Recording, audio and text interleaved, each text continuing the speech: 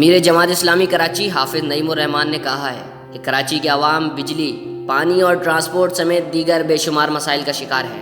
وفاقی اور صوبائی حکومتیں مسائل حل کرنے میں ناکام ہو گئی ہیں۔ کراچی میں جماعت اسلامی ضلع شمالی کے تحت الہدیٰ مسجد، پاور ہاؤس نارتھ کراچی میں چرب قربانی مہم اور کورونا ریلیف مہم میں بڑھ چڑھ کر حصہ لینے والے کارکنوں کے اعزاز میں استقبالیہ تقریب سے خطاب کرتے ہوئے حافظ نعیم الرحمان نے کہا کہ جماعت اسلامی عوامی شکایات دور کرنے اور مسائل کے حل میں اپنا بھرپور کردار ادا کرے گی۔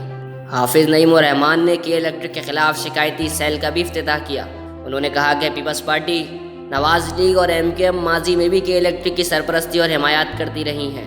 قوم کے ساتھ خیانت ہے، تو ہم یہ سمجھتے ہیں کہ ان چیزوں کو ہمیں واشگاف کرنا چاہیے، لوگوں کے سامنے بھی لانا چاہیے، اور تمام لوگ کسی بھی پارٹی سے تعلق رکھتے ہوں، چاہے وہ حکومتی پارٹی سے ہوں، چاہے وہ کسی بھی جماعت سے ہوں، سب کو چاہیے کہ اس ایشو کے اوپر جو زیادتی ہمارے ساتھ ہو رہی ہے اس شہر کے ساتھ، ہم سب کو مل کر آواز اٹھانی چاہیے۔ جماعت اسلامی کے الیکٹرک کے خلاف تحریک بھی چلا رہی ہے اور جتنی قانونی ضرورتیں ہیں لوگوں کی پوری کرنے کی کوشش کر رہی ہے۔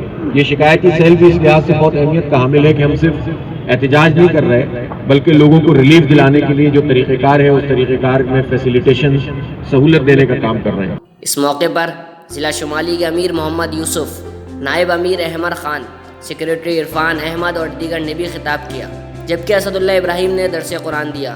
تقریب میں کورونا ریلیف مہم میں شریک ہونے والے کارکنوں کی حوصلہ افزائی اور انہیں خراج تحسین پیش کرنے کے لیے 100 شیلڈز اور 150 سرٹیفکیٹ بھی تقسیم کیے گئے۔ حافظ نعیم الرحمان نے جماعت اسلامی ضلع شمالی کے نئے دفتر کا بھی افتتاح کیا اور دعا کی۔ کیمرہ مین رضوان علی کے ساتھ حریرہ احمد، جسارت نیوز، کراچی۔